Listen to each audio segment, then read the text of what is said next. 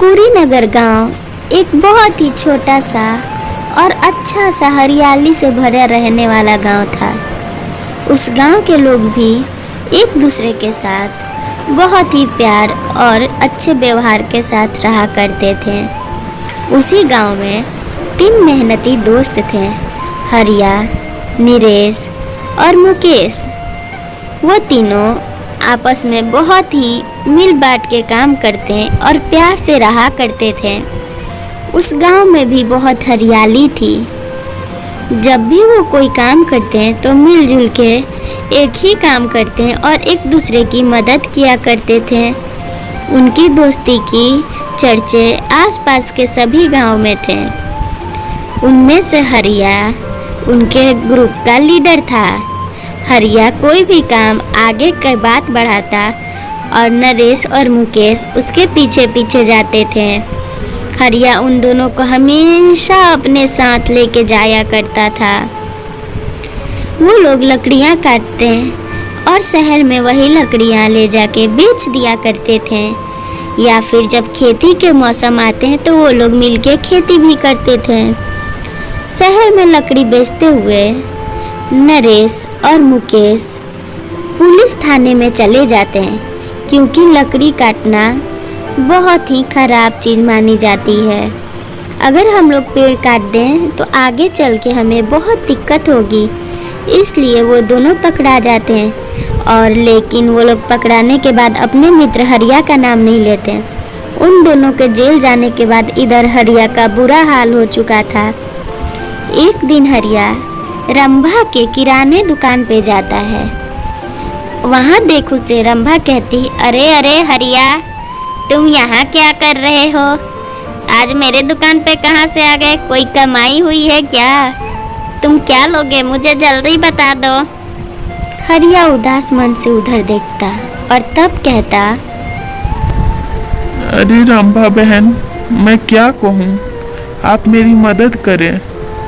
मेरे पास खाने को एक दाना अन्न नहीं है और मेरी गैया भी कितने दिन से भूखे प्यासे मर रही है। थोड़ा सा मेरी गैया के लिए ही राशन दे देती तो बड़ा आपका मेहरबानी होता। घर में मैं क्या खिलाऊं, क्या पिलाऊं, मुझे कुछ समझ नहीं आ रहा। मेरी पत्नी भी मुझसे नाराज रहती है। हाँ, भले वो मुझसे नहीं कहती। तभी वो हंसते हुए कहती, अरे हरिया, खुद का पेट तुम्हारा पल नहीं रहा है और तुम यहाँ जानवरों के लिए उधार मांगने आए? ना बाबा ना, मुझे पहले वाला उधार चुका दो। मैं तो उसी के लिए तुम्हारे पास तगादा करने वाली थी। अब नया उधार तुम्हें चाहिए? तुमने सोच भी कैसे लिया हरिया? मैं कोई उधार नहीं दे रही। वैसे ही मेरा घटी का पहाड़ा चल रहा है। दुकान पे अब ज़्यादा ग्राहक भी नहीं आते। मैं तो खुद अपने बड़ा मुश्किल से गुजर बसर कर रही हूँ। अगर मैं सब लोगों की ऐसे मदद करते चली तो फिर मेरा क्या होगा? देखो बहन जी, आप मेरी मदद कर दो। मैं आपको वादा करता हूँ कि अगले महीने बारिश खत्म होते ही मैं शहर जाके कुछ काम करूँगा और आपके पैसे दे दूँगा। इतना हरिया के कहने पर भी रंभा उसे एक सामान नहीं देती।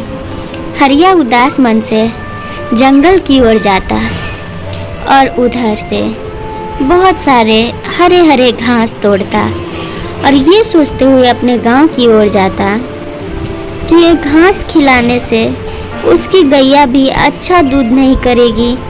अच्छा दूध के लिए कम से कम उसे कुछ और तो खिलाना चाहिए। मेरे दिन ही खराब आ गए, ना जाने मेरे मित्र कब लौटेंगे। ये सब उदासी से चेहरे पे बहुत सारा मन में सवाल लिए हरिया अपने घर की ओर जाता।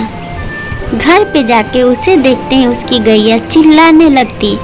उसे वो सारी हरी हरी घास खिला देता और आंखों में आंसू लिए हुए अपना शांति से जंगल के पास वाले नदी के पास आके खूब देर तक रोता। रोने के बाद उसे थोड़ा सा मन में शांति लगता तो फिर वो उस नदी के पास बैठ जाता और बैठ के उस नदी से बातें करना शुरू कर देता। क्या आप लोग मेरी बात सुन रही हो? मैं तो इंसानों से मदद नहीं मांग सकता। अब मेरी मदद कौन करेगा? मुझे मदद की बहुत ज़रूरत है। घर पे मेरी गैया भूखी रो रही है, मेरी पत्नी, मैं खुद कितने दिनों से भूखा हूँ। क्या कोई है जो कि मेरी मदद करे? इतना वो कहता तो उसे अंदर से बहुत अच्छा लगता और वहाँ पानी में और हवा में बैठ के उसके मन को थोड़ी ठंडक मिलती। उसके अंदर की जितनी भी भड़ास थी वहाँ एकांत में बैठ के वो सब कुछ बोल देता और फिर वापस शाम होते ही अपने घर की ओर लौटता। घर जाके हरिया बहुत ही उदास मन से लेट के सोच रहा था कि अब उसे कोई और काम ढूंढना होगा। अगर कोई काम नहीं मिलता तो उसे खुद से ही किसी काम का जुगाड़ करना होगा। तभी उसके दरवाजे पे कोई आवाज़ देता। वो हरिया की पत्नी रहती है। हरिया अपने पत्नी के सामने हाथ जोड़े खड़ा हो जाता और कहता, भाग्यवान, मुझे क्षमा कर दो, क्षमा कर दो। उसकी पत्नी झट से वहाँ बैठा थी और कहती, देखो जी, मुझे और शर्मिंदा मत करो। मैं क्या कह रही हूँ आपसे? जैसे भी आप मुझे रख रहे हो, जिस भी स्थिति में, खुशी खुशी तो मैं रह ही रही हूँ। मुझे बस आपका साथ चाहिए। हरिया अपनी पत्नी के मुंह से ये सारी बातें सुन बहुत प्रसन्न हो जाता और उसका बोझ थोड़ा सा हल्का होता। वो थोड़ी देर के लिए आराम करने जाता।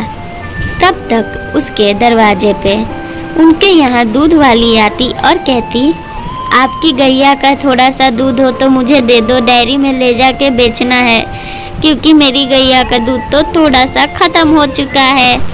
तभी ये सब बात सुन उदास मन से हरिया की पत्नी कहती, अरे काकी, मेरी गैया तो दूध ही नहीं कर रही है। हम लोग तो खुद पिछले 2 दिन से भूखे हैं, मैं कहाँ से आपको दूध दूँ? ये सुन वो लौट जाती। हरिया की पत्नी उदास मन से घर के अंदर चली जाती। तभी उसका थोड़ा सा आँख लगता तो उसे किसी की आवाज़ सुनाई देती, क्या कोई घर के अंदर है? बेटा खाना खिला दे। ये आवाज़ सुन रमरेखा बाहर आती। रमरेखा कहती, अरे बाबा जी, अब क्या कह रहे हैं बताइए। बाबा जी कहते हैं, बेटा, इस पंडित को थोड़ा सा भोजन करा, तेरा भगवान बहुत भला करेगा। ये बात सुन वो भारी मन से कहती, बाबा जी, घर में अन्न का एक दाना भी नहीं है। पिछले 2 दिनों से हम लोगों ने भी खाना नहीं खाया है। घर में लाले पड़े हुए हैं। वो कहता, जाओ बेटा, देखो तुम्हारे घर में अन्न जरूर पड़ा होगा, मेरी ये बात मानो। उनके कहे जाने पे वो अंदर जाती तो सच में बहुत सारा अन्न रखा हुआ था।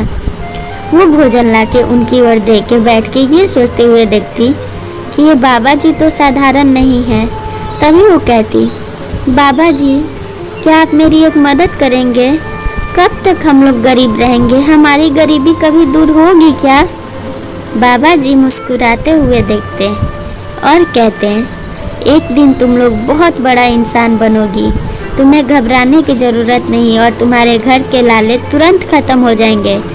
जब वो वापस घर में जाती तो उसके पूरे घर में बहुत सारे राशन और बने बनाए पकवान भी रखे रहते हैं। बना बनाया पकवान उसका पति हरिया खाना शुरू कर देता है और अपनी पत्नी से कहता, अरे भाग्यवान, तुम्हारे अच्छे कर्मों के वजह से मुझे आज अन्न मिला। और वो अपनी पत्नी को देवता की तरह पूजता। उसके दोनों मित्र वापस गांव आ जाते हैं और सब फिर पहले की तरह खुशी खुशी रहते हैं और आगे से वो कभी भी पेड़ पौधे नहीं काटते थे।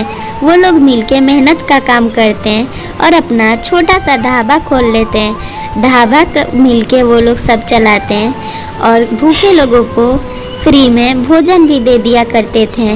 ऐसे ही करके उनकी ज़िंदगी खुशहाल ज़िंदगी बन के बीतने लगी और वो लोग भी चैन की सांसें लेने लगे। ऐसी कहानी के लिए चैनल सब्सक्राइब कर लें और वीडियो को एक लाइक ज़रूर कर दें।